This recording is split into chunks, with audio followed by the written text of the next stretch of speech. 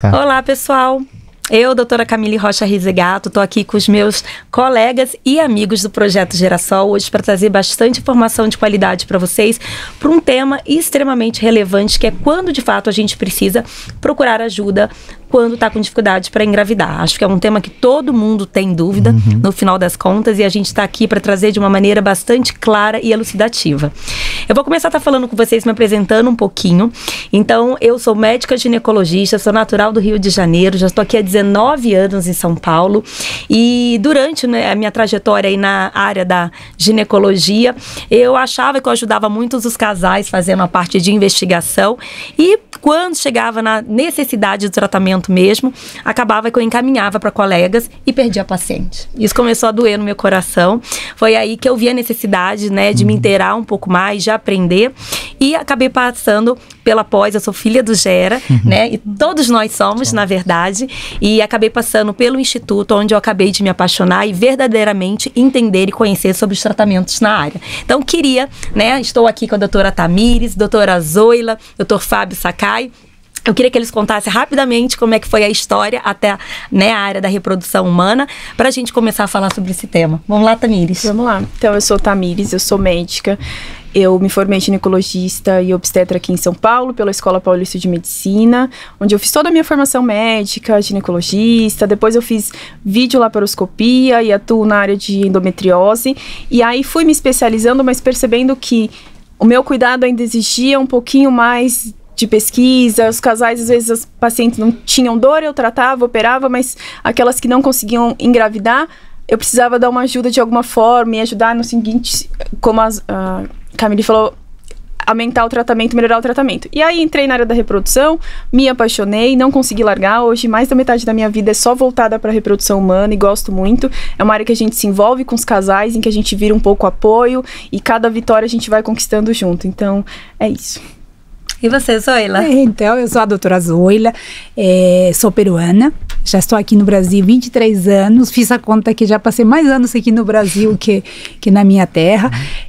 A ginecologia eu fiz em duas etapas, né? Fiz ginecologia e laparoscopia primeiro lá no Peru, na minha faculdade, e quando eu cheguei aqui eu vi a necessidade de entender um pouco como era a saúde feminina. Então fiz a residência no Hospital Pero Lavaito, fui para a área cirúrgica, trabalho com laparoscopia, é minha paixão, mas em essa paixão eu descobri muitos pacientes com endometriose, que é a área que eu mais desenvolvo, e metade das nossas pacientes sofriam com dificuldade para engravidar. E ali, eu na realidade cheguei na reprodução com o intuito de entender o que estava acontecendo.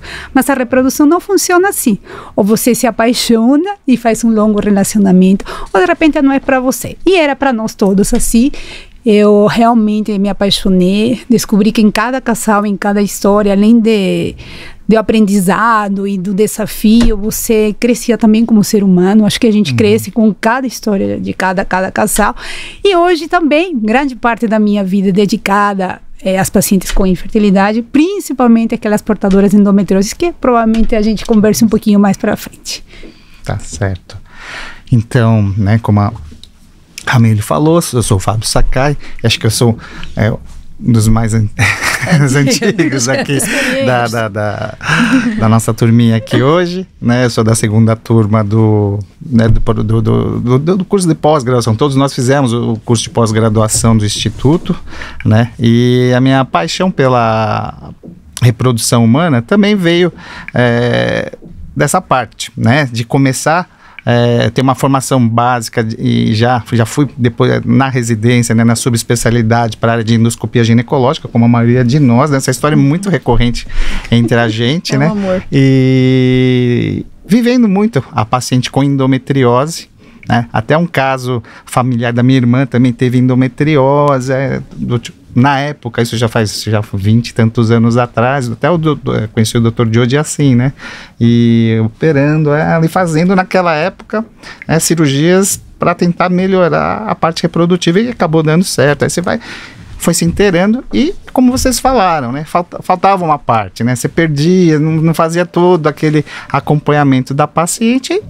E veio, né, a oportunidade de fazer o curso de pós-graduação, e gradativamente a gente foi realmente se apaixonando pela arte, né? Que realmente é uma coisa, é um trabalho complexo. No começo a gente pensa que é uma receita, né, de bolo, você segue protocolos, mas é muito mais do que isso, né? Como vocês falaram, a vida do casal, você vê de todo o drama, né? É tudo muito interessante, né? E muito bom para a gente ajudar a paciente. A gente cresce muito como pessoa. É intenso, né? Intenso. Na verdade é uma área de mais nãos do que sim. A gente ouviu isso logo assim que a gente começou, mas o envolvimento, né? Eu que faço ainda bastante obstetrícia e é lindo ajudar um bebê a nascer, mas de fato a emoção de ajudar um casal que está com dificuldade para engravidar, ela de fato assim arrebata nosso coração. Eu acho que todo mundo sentiu essa sensação assim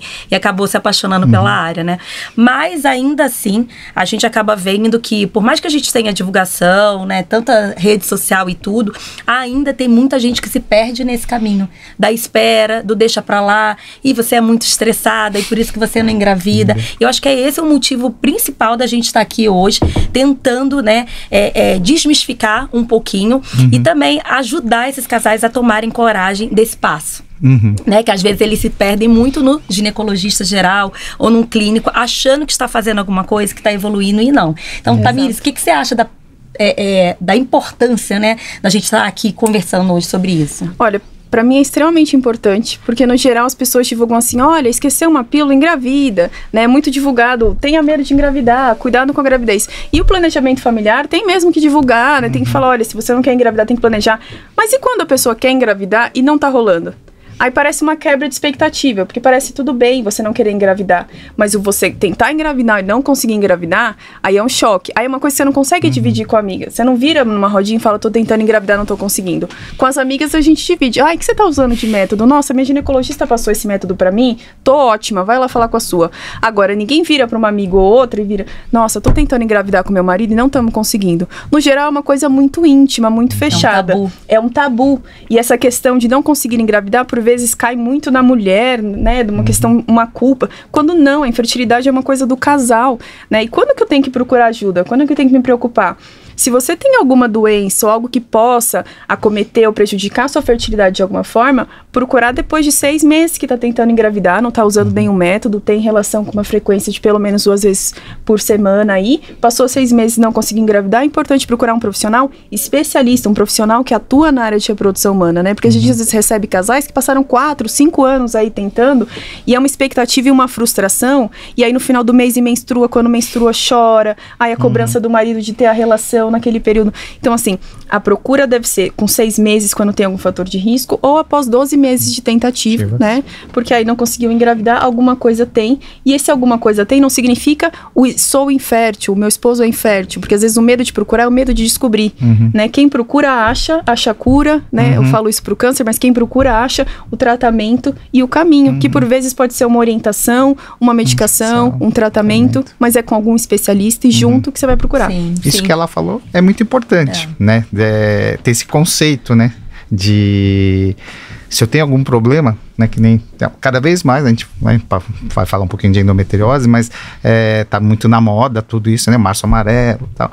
E se eu tenho um problema de endometriose, então eu sei que eu não vou ficar esperando, né? 12 meses, 1 ano para estar tentando engravidar. Isso, né? Exatamente. Conceitualmente, né? Porque a gente sabe que esse tempo de espera, né? Do que seria dentro da normalidade também tem a ver com a idade materna, que ainda é um dos grandes, né, fatores para o sucesso de um tratamento. E aí, como é que seria, Fábio, isso em relação à idade? Então, a gente, né, definido até 35 anos, se a paciente não tem nenhum problema sabido, ela pode esperar até 12 meses de tentativa, sem usar nenhum método contraceptivo, com relações regulares, né, gente? Porque tem casal hoje em dia que é complexo, quer engravidar, mas não faz a lição de casa, né? Então, é difícil de acontecer. Então, tem que ter relação de 2 a 3 vezes por semana. Tem outro mito, achando que tem que guardar o sêmen do marido para aquele período mais fértil, né? Então, são conceitos, cai bastante a qualidade, né? A frequência, né? E depois dos 36 anos e mais, depois dos 36 você só espera 6 meses, né? Ou, no que a Tami falou, né? Se tem alguma doença já sabida, você vai antecipar, né? E sempre também é o casal, como foi falado, é o casal, né? Então, isso que a gente vê, infelizmente, na formação dos nossos colegas, de não estar agilizando essa parte, né? Chamar o marido, fazer, no mínimo, um espermograma, né? Um exame básico, né? E pensar, né? Isso, pensar né? em causas, né, Zoila? Agora, se vai, né, é assim, evoluindo a idade, a gente tem que ter o sinal de alerta. Certo, sim. Né? Então, a gente tá falando 38, 39 anos, acabou 6 meses. A Isso. gente já vai para 3. Acima de 40, imediato. Ai, mas você vai arrumar um problema na minha vida, né? Achei meu parceiro agora, meu príncipe. Mas precisa, porque, infelizmente, a maioria da população, ela não está ambientada a respeito de reserva ovariana, Isso. sobre envelhecimento dos óvulos. Então, aquele sinal de alerta é importante. E uma coisa muito importante que você falou é que os estudos mostram que quem está tentando engravidar é o que menos faz sexo. Né? Então, eu acho que traz um desgaste tão grande, uma automatização da situação, e aquilo acaba, né, virando um sofrimento. Então, assim, existem inúmeras causas, né? Que aí eu queria, Zoila, que você falasse um pouquinho pra gente sobre isso. Complementando um pouquinho, estava ouvindo assim, a falar de vocês e tem muita sintonia, né? A gente pensa muito igual, acho que isso é uma coisa não só do projeto, de ter a mesma formação, mas também de compartilhar o mesmo dia a dia. Eu acho que tem algumas coisas, antes de começar a falar das causas, que confundem um pouco o casal, é assim. Primeiro, não existe nenhum exame que possa dizer para você que é fértil. Então, acho que uma das coisas que às vezes acontece, nós temos os dois extremos, né? Aquele casal que não quer procurar ajuda e aquele casal que não tentou e já fica preocupado com sua fertilidade, principalmente a portadora de endometriose. Nós temos, inclusive, 40, 50% de pacientes portadoras de endometriose que não terão dificuldade. Então, o grande teste da fertilidade, da fecundidade, que é um termo que nós usamos muito em reprodução, que quer dizer, minha chance por mês não é 100%.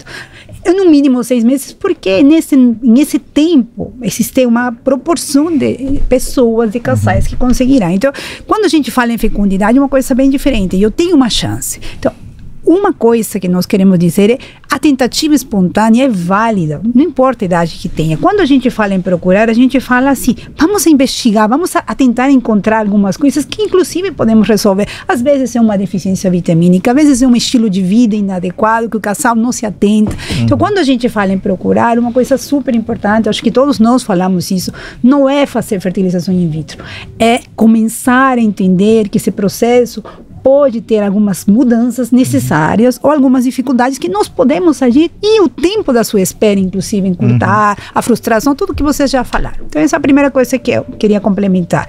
Em relação às causas, classicamente, nós mulheres sempre sentimos, né, aquela culpa, aquele peso da fecundidade. Então, a primeira coisa é entender que as causas são divididas, né, realmente meio a meio. Então, existem a infertilidade masculina e a feminina. A segunda coisa é que as causas, elas vão somando. Às vezes é uma grande causa e às vezes é a soma de pequenas causas. E muito comumente é a soma de fatores. Então, quando às vezes todos nós, né, temos essa sensação, chega o casal e já chega falando assim, com um exame de espermograma, é meu marido o problema, como se a gente tivesse que encontrar um culpado. Ou às vezes chega e fala assim, não é minha mulher. E ele fala assim, como se, eu tô ótima, né? Você. Então, a primeira coisa que a gente sente quando chega, seja no projeto, seja, enfim, eu acho que a sensação, primeiro, nós não vamos a julgar a causa. A gente quer encontrá-la. Encontrá-la é poder começar o caminho da solução. Então, a causa, ela é, quizá, no seu primeiro passo. Primeiro é perder o medo e acudir a um profissional. Quando a gente fala em um especialista, não é desmerecendo o trabalho dos colegas ginecologistas, é porque realmente uma área que precisa, a gente está estudando o tempo todo, a gente está, na semana seguinte, um artigo muda um pouquinho nosso protocolo, nós nos reunimos uma vez por mês para discutir e nos ligamos e trocamos ideias constante. Exato. É uma ciência realmente de verdades relativas. Então, um especialista, ele está inserido dentro de um esquema de estudo constante e nós todos aqui nos ajudamos, aqui não tem egoísmo, se alguém tem uma dúvida, liga para o outro, esse é o nosso dia a dia.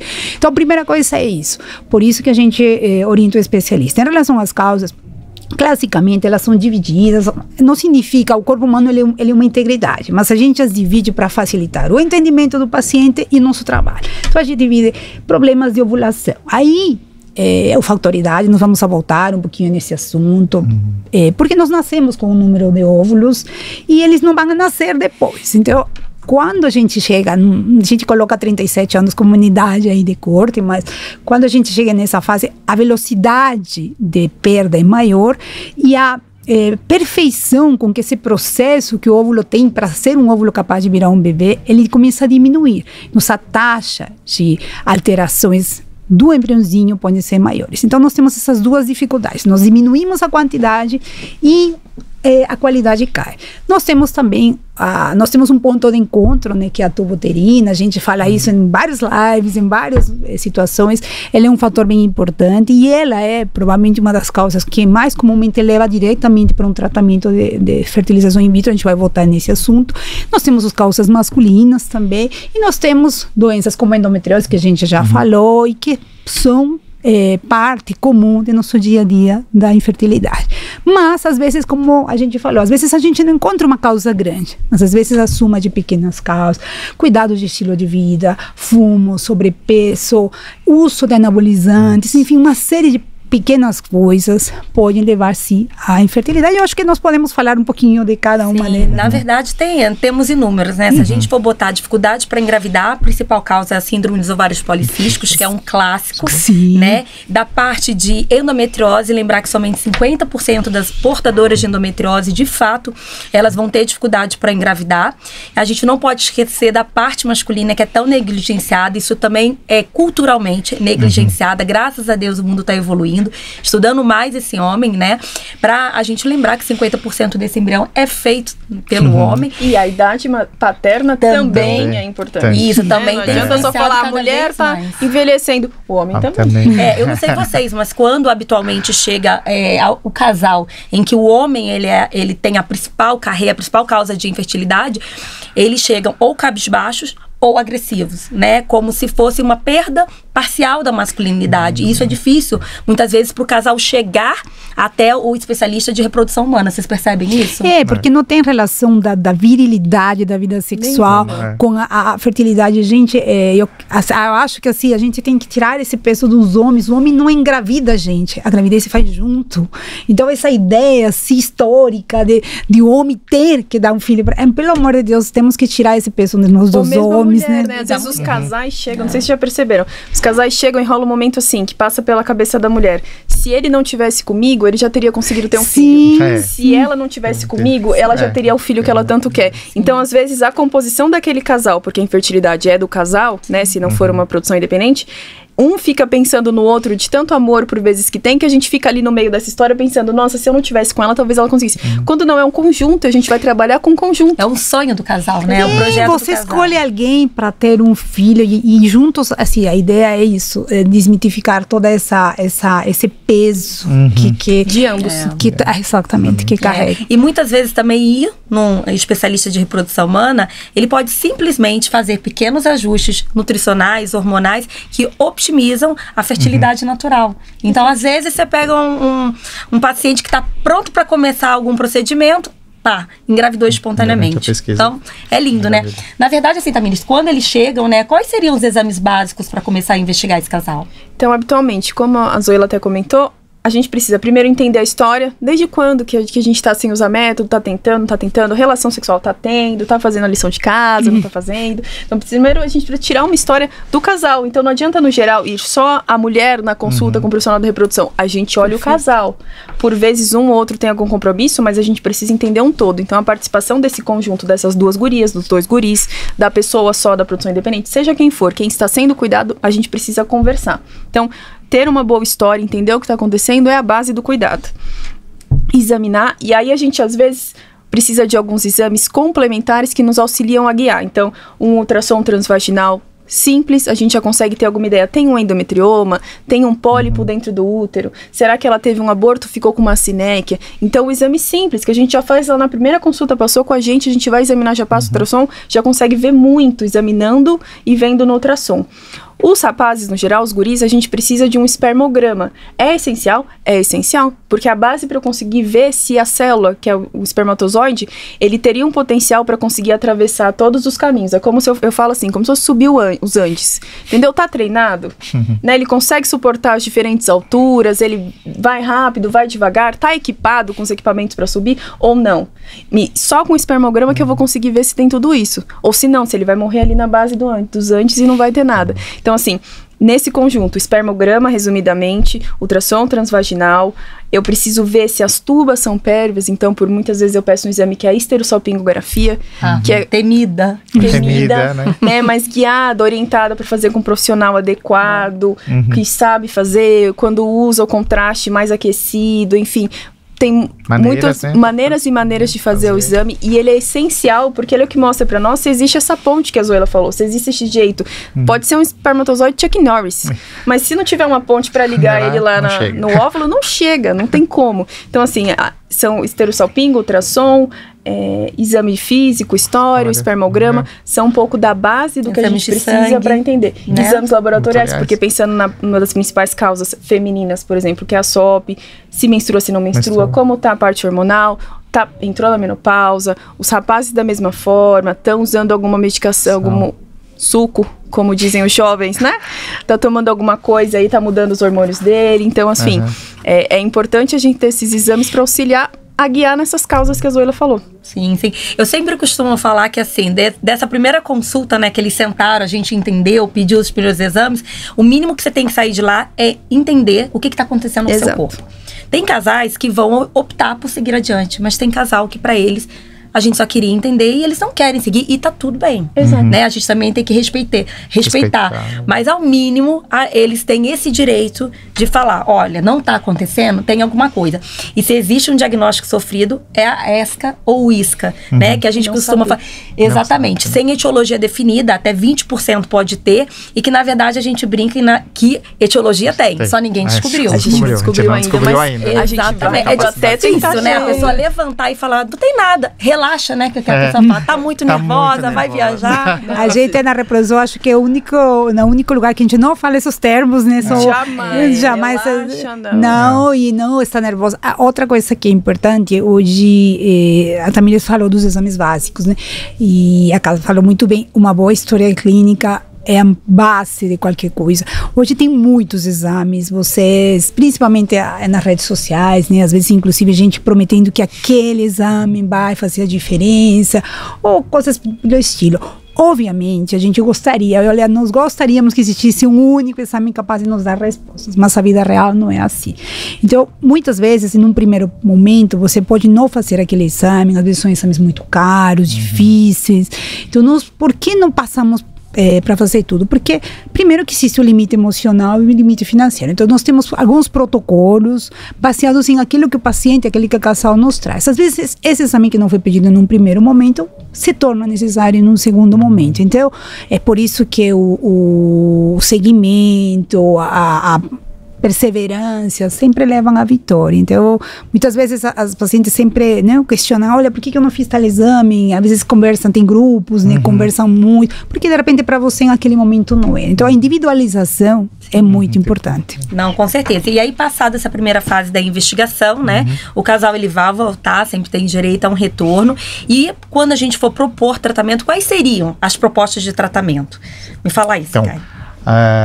Fazendo todo, né, do que a Tami falou, que a Zoila falou, vai chegar na hora, vamos frente a um diagnóstico, né, que pode ser mais simples até o mais complexo dos diagnósticos, né, a gente vai ter propostas para tratamento da paciente, que vai depender, lógico, do diagnóstico, idade da paciente, reserva ovariana, tempo de infertilidade que esse casal tem e a angústia deles de conseguir aquele objetivo deles de gravidez, tá? Então, de uma maneira didática, a gente separa procedimentos que a gente chama de baixa complexidade, que é relação programada ou coito programado, e a inseminação artificial, né? E as de alta complexidade, que é a fertilização in vitro, tá? Então, a depender dessa análise, primeira análise dessa paciente, feito o diagnóstico, ela vai cair num desses tipos de tratamento.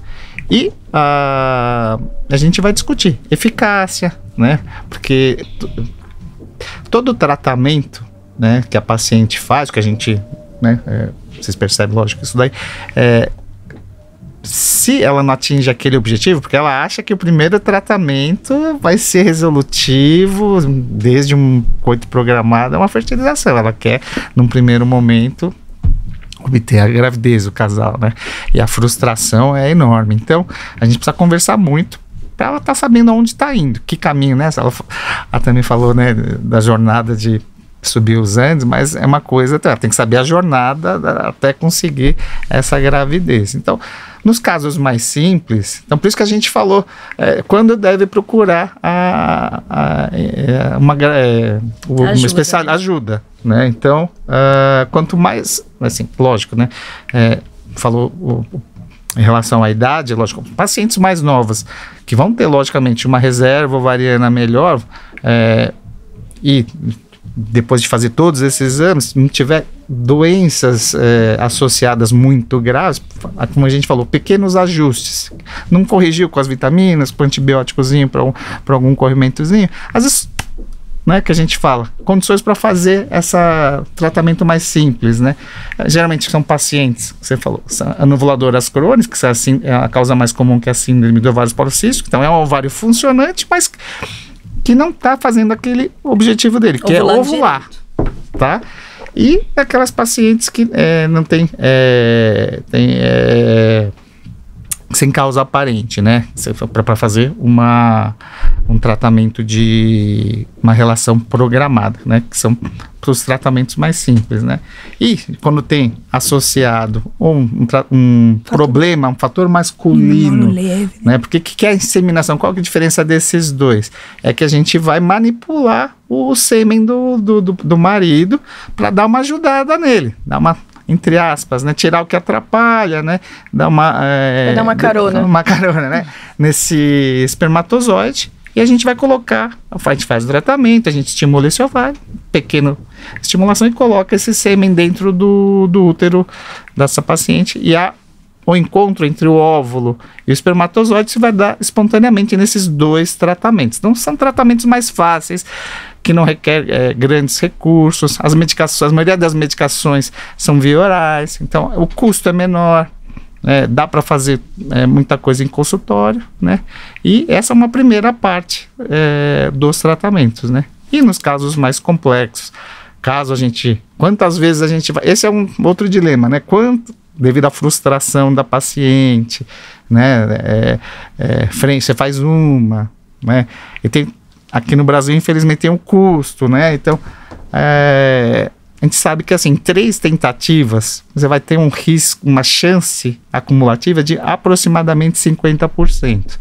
Então, não é muito, né? Mas sempre lembrando, naqueles casos mais favoráveis, né? Isso. Então, também tem os casos que a gente já vai direto para uma fertilização in vitro, mesmo não só nas pacientes que têm baixa reserva, mas de repente tem algum outro problema maior, né? O marido vasectomizado, né, que não quer fazer uma reversão, né? Uma paciente já com, né, um grau de doenças, né, que a gente sempre fica pensando em endometriose, mas é endometriose, ou pacientes, né, que acometimento tubário, né, tudo que é ponte, né, que já não vai... Tá? A gente vai tentar fazer esse tipo de tratamento, né? E os outros diagnósticos que a gente vai ficar falando, eu vou ficar falando a noite inteira, né? Mas, resumidamente, são esses dois grupos. Na verdade, né? Baixa e alta complexidade. O baixo vai ser o coito ou a inseminação intrauterina, que requer, né, tem menos custo, menos grau de complexidade, mas tem as suas indicações formais. E para uma série de outras, ou quando não dá certo, a baixa complexidade, a gente vai para a famosa FIV mesmo, que é a fertilização, que, na verdade, assim, Zoila, para começar, que eu quero que você fale sobre a FIV, me tira a dúvida sobre a diferença entre inseminação e fertilização, porque é extremamente comum, né? Uma das principais coisas que perguntam. Com certeza. Às vezes, acho que todos nós vemos, né? O paciente fala da FIV e fala inseminação, né? Isso. Existe uma... como se fosse a mesma coisa, e efetivamente não é. O que diferencia o que nós chamamos de baixa para alta complexidade onde vai acontecer a fertilização.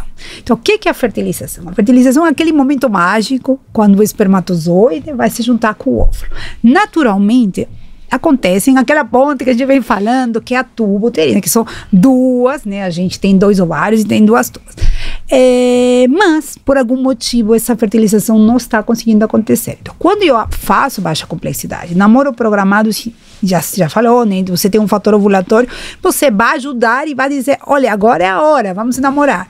Quando você faz inseminação, por algum motivo, eles não conseguem se encontrar, mas existe uma tuba capaz de acessar a eles. Então, às vezes, eu tenho que estimular o ovário e às vezes o espermatozoide é lentinho, então eu vou tentar aproximá-los, capacitá-los e aproximá-los, mas nem sempre é possível. Então, a fertilização in vitro, ela vai suprir, ela vai ser necessária nos casos em que essa junção não é possível de acontecer naturalmente. E aí, temos a principal indicação. Eu diria que as 2 grandes indicações, aliás, a fertilização in vitro foi criada para esses fatores, é o fator tubário, que é esse problema na tuba, e o fator masculino, com uma diferença que de repente a população não entende, né? A diferença entre fertilização e ICSI, que é uma tecnologia, digamos assim, mais apurada para fator masculino. A grande indicação da ICSI foi fator masculino. Então, esses 2 grandes fatores, vocês veem que eles ocupam 60%, né, das causas, são as grandes indicações da fertilização in vitro. Mas acho que podemos falar que existem muitas outras indicações, né? Nós já falamos da idade, né? Baixa reserva, tempo de infertilidade, como o Fábio falou, e muitas vezes nos perguntam, mas doutora, devo passar por uma baixa complexidade? De repente eu tenho uma condição, eu não devo. Nós já discutimos, já conversamos isso antes, em muitos momentos. Cada casal tem sua caminhada. Existem casais que precisam passar, entender o que acontece com eles. Eles não estão prontos para um tratamento de fertilização in vitro. E o passo da baixa complexidade, quando tem a condição, não se trata de fazer porque eu tenho que passar. Se tem, e aí a gente tem que ter pelo menos uma tuba pérvia, tem que ter um tempo de fertilidade não tão longo. Tem bons sinais, né, que te permite fazer esse tratamento. Exato, não é uma coisa aleatória, não, é uma coisa que com um protocolo adequado a gente consegue oferecer isso para o casal, precisando dessa caminhada. E tem os casais que de fato a gente sabe que não vai ter sucesso, como eu já disse, esses 2 fatores, e tem casais que a ansiedade, de repente, dos resultados, isso daqui a gente mostra estatisticamente hoje qual é a chance de cada procedimento. Tem casais que não estão prontos para uma caminhada que possa levar à frustração. E aí a fertilização in vitro se torna uma escolha. Então, as indicações de fertilização in vitro são inúmeras. Eu acho que tem que ser muito discutidas com o paciente. Às vezes o paciente tem possibilidade de ambos procedimentos, às vezes não, às vezes de fato, e isso é uma das coisas que a gente vê, né? Às vezes, quando você oferece uma fertilização in vitro, parecem letras maiores, né? E acaba sendo muito assustador para o casal. Eu acho que uma das coisas que gostaria muito assim de passar para o casal tem que ter confiança primeiro, a confiança com a equipe que trabalho eu acho que é fundamental. Não existe a menor possibilidade de não trabalhar com um casal que não confia no nosso trabalho, na nossa seriedade, nossa vontade. Eu sempre falo, eu desejo tanto todo dia que meus casais, cada beta positivo, uma comemoração que vocês não têm ideia para nós. Então, assim, não existe a possibilidade de trabalhar com reprodução sem envolver o nosso coração. Então nós abraçamos essa caminhada. Então o beta negativo também é um lógico, com uma, não estou querendo dizer que óbvio que o casal é o protagonista, mas nós também vivemos uma frustração. Então quando nos indicamos uma fertilização, é porque nós entendemos que esse é o melhor, e mesmo assim uma das coisas que também é real é a segunda, que muitos casais pensam que a fertilização vai resolver tudo que está de errado. A fertilização só vai juntar. Eu falo que é como se juntasse 12 meses de ciclos, 10 meses de ciclos, e você vai ter você vai ter uma tamizagem de como eram os seus óvulos. Então, mais uma vez, vamos a voltar isso. Acho que vamos a reunir-nos aqui 30 vezes e vamos a falar. Casal que quer ter um bebê precisa entender quanto o estilo de vida influencia, quanto importante, que eu falo que tem que preparar-se internamente, emocionalmente, fisicamente, com os alimentos, com os nutrientes. Ele tem que se preparar para que as chances de uma fertilização in vitro sejam as adequadas. Nós não temos presa, né? Eu acho que uma das clínicas que mais demora para começar, porque a gente investiga, a gente corrige, a gente acha que tem uma leitura de que preparar o casal para aquele momento de forma adequada é fundamental. Então, o sucesso da FIV, ele depende de muitos fatores, mas a taxa em média, né, 30%, 40% para cada ciclo, que é uma coisa que também a gente discute bastante, que nós temos um fator do embrião que vamos formar, mas nós também temos o fator do útero que vai receber. Então, muitas vezes a gente tem que guardar esses embriãozinhos, congelá-los para agora ir lá e preparar essa casinha. Então, eu acho que seria muitas coisas para falar, mas acredito que... são algumas coisas que a gente acaba, né, tendo que mostrar para as pessoas, que procurar um especialista não é necessariamente você saiu com uma pasta, um contrato de FIV, né? Porque isso é importante, que essa trajetória é extremamente pessoal, né, individual desse casal, que na verdade a gente precisa abrir a porta, né, para a chegada desse bebê. Então as mudanças de estilo de vida do casal são fundamentais. As pessoas querem ter bebê, mas não querem mudar nada, né? Então isso é uma coisa também importante, e que também ter o entendimento que não vai dar certo da primeira vez. Muitas vezes isso acontece, né? Então é a persistência, é a mudança de protocolos, de tudo que a gente possa fazer e confiar na equipe. Todos nós somos aqui de uma equipe, né? Que é o Projeto Gerassol, e eu queria que vocês falassem um pouquinho como esse projeto tocou o coração de vocês, né? Por que vocês fazem parte do projeto e qual é o diferencial? Me fala aí, Tamires. Eu fui abraçada pelo projeto, de repente fui me envolvendo, brinco com marketing, falo com a equipe de contatos das pacientes, acabei literalmente sendo abraçada e abraçando o projeto de alguma forma, porque eu acho que a ideia dele, o Girassol e o contexto dele, é de conseguir ser um acesso a um tratamento para pessoas de diferentes classes sociais. Então a ideia é assim: fertilização in vitro, tratamento de reprodução humana tem custo. Muitas vezes o medicamentoso é um dos mais caros e a gente sabe, a gente tem que lidar com isso tudo. Mas de que forma a gente consegue otimizar, melhorar, diminuir esse custo? Às vezes o casal não vai precisar fazer uma fertilização in vitro. Ele precisa de aconselhamento, de orientação, de exames, de mudanças específicas. Poxa, a gente pode fornecer isso com um atendimento que pode abarcar desde uma população que tem um recurso até uma população que não tem. Então, acho que no projeto é entender que ele é acessível, não só financeiramente falando, mas do ponto de vista pessoal. Todo mundo é bem-vindo aqui. Não importa sua orientação sexual, não importa sua etnia, não importa seu país de origem, você é aceito para ser o profissional, para ser da equipe de trabalho de feedback, para ser médico. Então, assim, eu acho que a ideia é que aqui você é acolhido, e esse acolhimento faz com que a gente tenha força para lidar, por muitas vezes com as frustrações, cuidar dos pacientes, de estar lá junto na trajetória, e o projeto fornece isso, né? Então, a equipe em conjunto, ter equipe com nutricionista, ter a psico que pode dar uma orientação e um cuidado junto, ter essa equipe junto comigo para tirar dúvidas e trabalhar junto. Eu acho que o projeto Girassol me vinculou por isso, e as pacientes, quando vierem, tenho certeza que vão se vincular também, porque aqui a gente não quer vender pacote de FIV, eu acho que isso é importante. A gente quer cuidar, a gente quer que as pessoas tenham mais fertilidade, que o nosso trabalho signifique algo a mais para cada casal que vier, né? Aquele beta positivo, aquela gravidez é muito comemorada, e o projeto faz isso.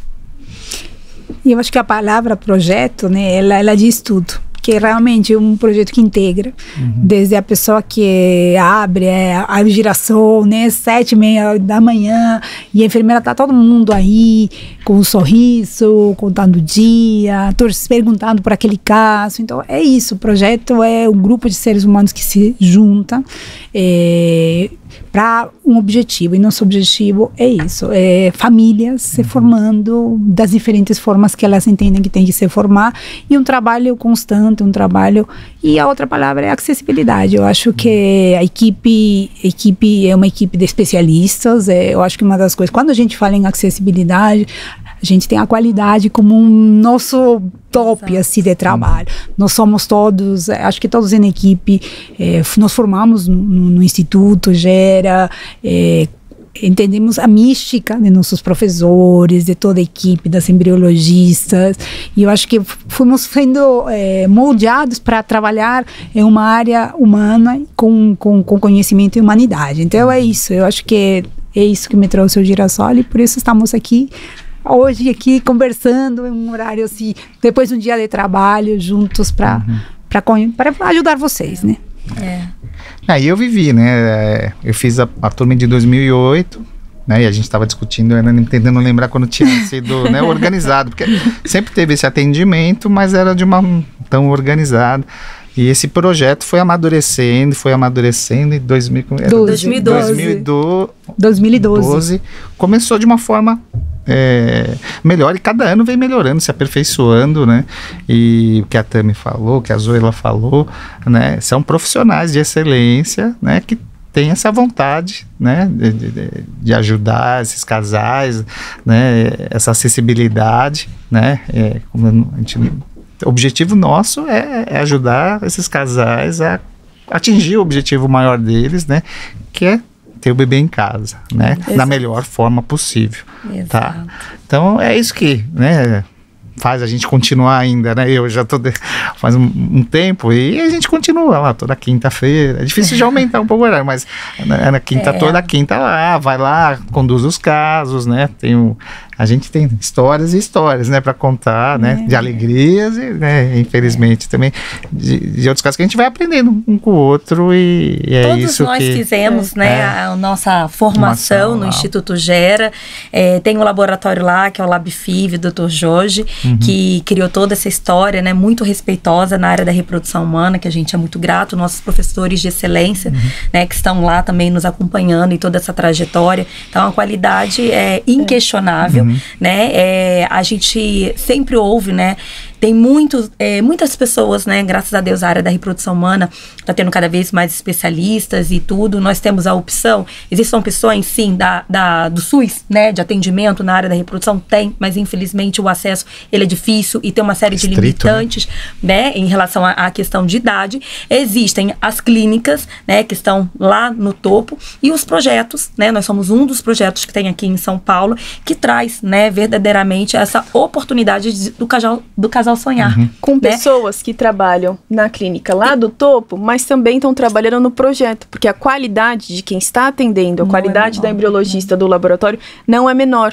A ideia daqui é que a gente possa ser acessível para mais gente, para que não fique limitado só com uma população específica, para que a gente economize dentro do possível e gaste em fralda, né? É isso que a gente quer no final. Optimizar, é isso mesmo que ela falou, né? De qualidade, optimizando com o resultado e com resultados, assim, semelhantes às melhores clínicas do Brasil e do mundo, né? Mas mostrando que, de fato, é possível sonhar, né? E de várias formas, né? Não só optimizando também protocolos de tratamento, mas também através de ovo-doação, que isso é papo para outro podcast, né? Mas, de qualquer maneira, a gente tá aqui para tentar fazer diferença e segurar nas mãos de vocês e falar que vamos sonhar junto, né? É o mais importante. Eu acho que estamos terminando por aqui. Queria ouvir as considerações finais de vocês aí, que quisesse deixar algum recado, né, para os nossos espectadores. Eu acho que o recado que eu quero deixar é: não venha com nenhuma culpa. Se fosse fácil engravidar, passou de 1 ano, já tinha engravidado, de alguma forma, no geral, no máximo em 2. Então, independente, se você não lembrar de nada do que a gente contou aqui, idade, causas, se você se lembrar que passou 12 meses aí, não conseguimos engravidar, ou, porque hoje a gente mudou o conceito de fertilidade, você é uma pessoa que tem uma necessidade de um cuidado, como um casal homoafetivo, uma mulher com produção independente, todas essas pessoas são acolhidas e abraçadas pela reprodução humana como que necessitam de um cuidado. Venha. Não fique com preconceito, não fique com medo, respira fundo, trabalhe isso com você e bora trabalhar junto. Às vezes é um detalhe, é uma coisa que você acha que é estratosférico, que está distante de você, esse sonho, que pode ser muito mais acessível, e a gente vai estar aqui com vocês. Eu queria comentar nas minhas considerações finais. Primeiro, agradecer. É um prazer estar com amigos que a gente conhece. Não vou nem falar de quantos anos, né? Mas eu queria deixar 2 mensagens.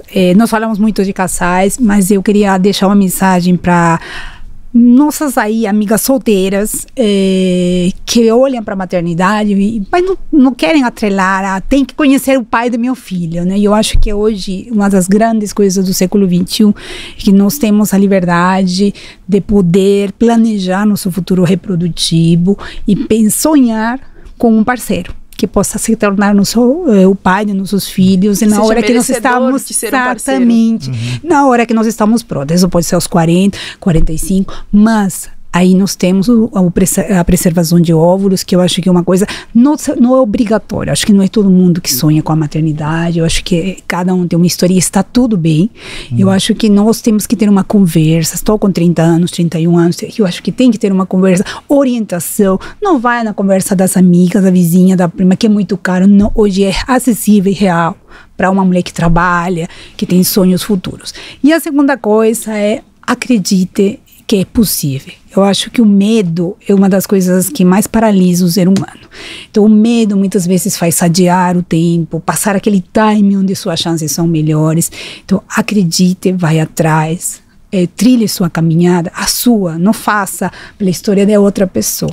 Faça a sua história, porque não só sonhar é um direito, se não ir atrás de nossos sonhos é um direito. E nós quando vemos, eu vejo muitas vezes os pós das minhas pacientes, é mágico, sempre me faz chorar quando vejo uma mãe que teve uma caminhada tão difícil e que conseguiu. Então, sonhem, acreditem e vai atrás de seus sonhos.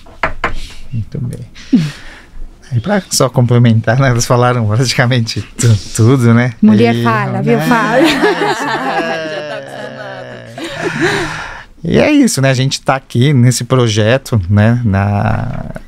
Junto com os casais, né? Com todos os que querem ter um neném, para tentar viabilizando isso da melhor forma possível, né? Que vir pra gente, vem para marcar uma consulta com a gente para conhecer a gente, né? Porque a gente tem vários colegas, né? Vários horários para estar atendendo e, né?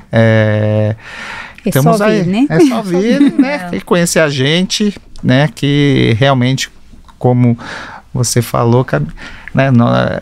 Nós estamos muito bem estruturados, né? Como amadureceu muito, como eu disse, esse projeto Girassol, né? Então, nós estamos muito preparados para todos os tipos de casos e resolver esses problemas da melhor forma possível. Isso, nós temos uma equipe maravilhosa, né, ali esperando por vocês e, na verdade, estamos aqui por vocês. Então, o Projeto Girassol está de portas abertas com todos os nossos especialistas para poder tirar todas as dúvidas e poder ajudar vocês nessas trajetórias. Muito obrigada.